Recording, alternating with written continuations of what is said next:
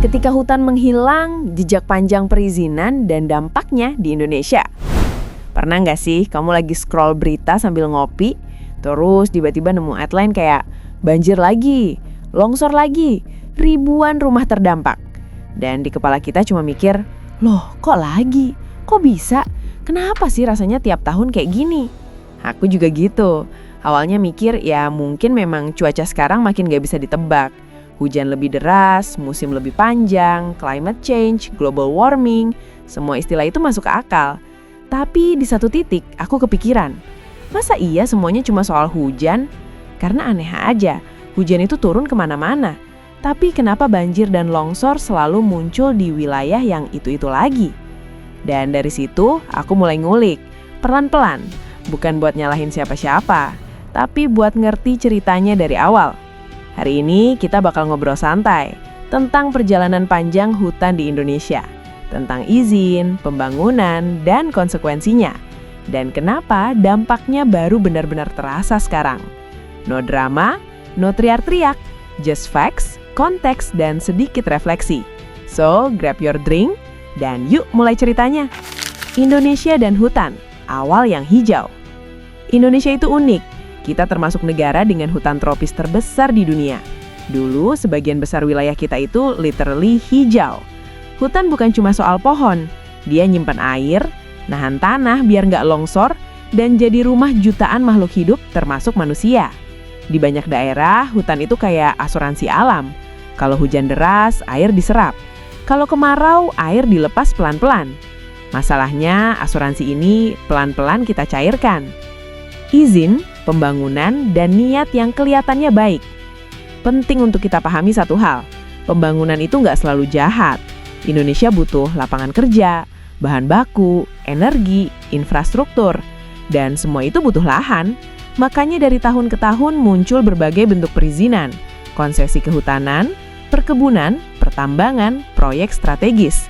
Di atas kertas semuanya legal, ada tanda tangan, ada stempel, ada aturan. Tapi masalahnya bukan cuma ada izin atau enggak. Masalahnya adalah seberapa luas, seberapa lama, dan seberapa ketat pengawasannya. Karena ketika satu izin dibuka, lalu disusul izin lain, lalu disambung lagi, pelan-pelan hutan itu kehilangan fungsinya. Bahkan sebelum benar-benar habis secara visual. Provinsi-provinsi yang sering muncul di berita. Kalau kamu perhatiin, nama provinsi yang muncul di berita banjir dan longsor itu nggak asing. Sumatera, Kalimantan, beberapa wilayah Sulawesi. Daerah-daerah yang dulunya dikenal dengan hutan lebat, sekarang jadi wilayah dengan limpasan air cepat, sungai dangkal, dan tanah mudah bergerak. Ketika hujan besar datang, air nggak punya tempat buat berhenti. Dan di titik ini, cuaca ekstrim bukan penyebab tunggal, tapi pemicu dari sistem yang sudah rapuh. Kayu, lumpur, dan sungai yang berubah. Salah satu tanda paling jelas dari hutan yang terganggu adalah sungai yang berubah karakter. Air yang dulunya bening jadi coklat, alirannya lebih cepat, bawa lumpur, pasir, bahkan batang kayu. Ini bukan cuma soal estetika, ini soal daya tampung alam yang hilang. Ketika tanah terbuka, hujan langsung menghantam permukaan. Gak ada yang menahan, gak ada yang menyaring, dan akhirnya semua turun ke satu tempat, permukiman manusia. Kenapa dampaknya baru terasa sekarang? Ini pertanyaan penting. Kenapa banyak izin keluar bertahun-tahun lalu, tapi bencananya baru terasa sekarang? Jawabannya sederhana, tapi sering dilupakan. Alam itu sabar. Hutan gak langsung protes. Dia nyimpen luka pelan-pelan. Sampai akhirnya ketika tekanan terlalu besar, sistemnya kolaps. Dan kolaps itu gak peduli. Izin keluar di era siapa, proyek ditandatangani siapa. Yang kena dampaknya adalah warga yang tinggal di hilir. Evaluasi, janji, dan harapan. Dalam beberapa tahun terakhir, isu evaluasi izin dan pemulihan lingkungan mulai sering dibahas. Dan ini langkah penting, karena solusi bukan cuma soal berhenti, tapi soal memperbaiki yang sudah terlanjur. Reboisasi, pengawasan ketat, transparansi data. Ini proses panjang, nggak viral, nggak instan, tapi justru di situ letak kuncinya. Kalau ngomongin hutan, kita bakal sering ketemu angka. Jutaan hektar, puluhan tahun, ribuan izin. Tapi satu hal penting yang sering terlewat adalah data itu perlu dibaca pelan-pelan. Karena beda sumber, beda tahun, beda metode hitung, hasilnya bisa kelihatan beda juga. Ada data yang ngomong soal deforestasi kotor, ada juga yang pakai deforestasi bersih, ada yang menghitung dari izin, ada juga yang dari tutupan aktual. Dan disinilah banyak orang langsung loncat ke kesimpulan, padahal konteksnya belum lengkap. Investigasi yang sehat itu bukan soal siapa paling cepat marah, tapi siapa paling sabar memahami. Izin itu bukan satu pintu tunggal, tapi rantai panjang. Satu hal yang jarang dibahas, izin itu bukan satu keputusan tunggal. Ada proses di dalamnya, perencanaan, persetujuan, pelaksanaan, pengawasan. Dan di setiap tahap itu selalu ada potensi celah. Kadang izinnya sah, tapi pelaksanaannya melenceng. Kadang pengawasannya lemah bukan karena niat buruk, tapi karena keterbatasan sumber daya. Jadi ketika kita melihat dampak lingkungan hari ini, itu seringkali hasil dari rantai panjang keputusan, bukan satu momen tunggal. Cuaca ekstrim pemicu, bukan tersangka utama. Cuaca ekstrim itu nyata dan makin sering terjadi. Tapi penting untuk dipahami, cuaca ekstrim itu trigger, bukan satu-satunya sebab. Bayangin dua wilayah, yang satu hutannya masih utuh, yang satu lahannya terbuka. Dikasih hujan yang sama, hasilnya beda. Yang satu menyerap, yang satu mengalirkan. Jadi ketika pejabat atau media menyebut hujan ekstrim, itu bukan bohong, tapi belum lengkap. Cerita utuhnya selalu punya lapisan. Mereka yang paling terkena, warga di hilir. Dalam semua diskusi besar ini, ada satu kelompok yang hampir selalu ada di ujung cerita. Warga biasa, yang tinggal di hilir sungai, yang nggak punya izin, nggak punya konsesi, tapi menanggung akibat.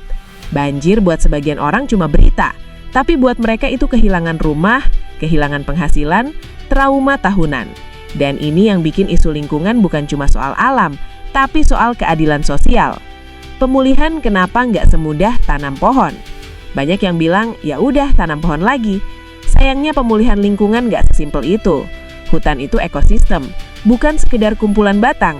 Butuh jenis tanaman yang tepat, waktu puluhan tahun, dan perlindungan dari pembukaan ulang. Salah tanam bisa-bisa pohonnya tumbuh, tapi fungsinya nggak balik. Peran kita kecil tapi nyata.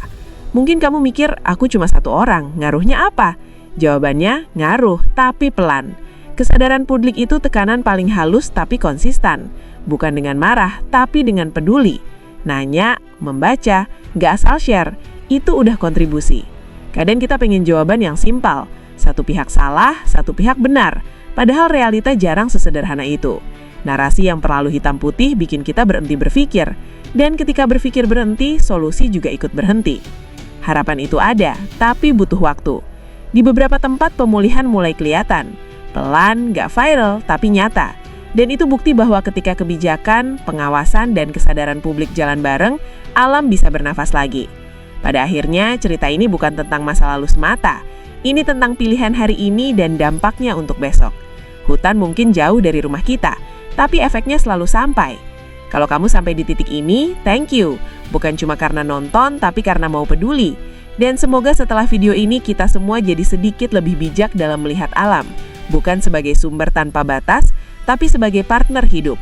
Kalau ada satu hal yang bisa kita tarik dari cerita ini, itu adalah alam gak pernah benar-benar diam. Dia cuma nunggu kita mau dengar atau enggak. Video ini bukan buat nyalahin, bukan buat marah-marah, tapi buat ngajak kita semua lebih sadar bahwa setiap keputusan, kecil atau besar, punya efek domino. Dan sebagai warga, peran kita mungkin nggak langsung kelihatan, tapi awareness itu langkah pertama. Kalau kamu ngerasa video ini bikin kamu mikir atau minimal berhenti scroll sebentar, berarti tujuannya sampai. Thank you banget udah nemenin aku sampai akhir. Kalau kamu suka konten investigatif yang santai tapi dalam, jangan lupa mampir lagi. Karena di channel ini, kita nggak cuma cari cerita, tapi makna di baliknya. Sampai ketemu di video selanjutnya.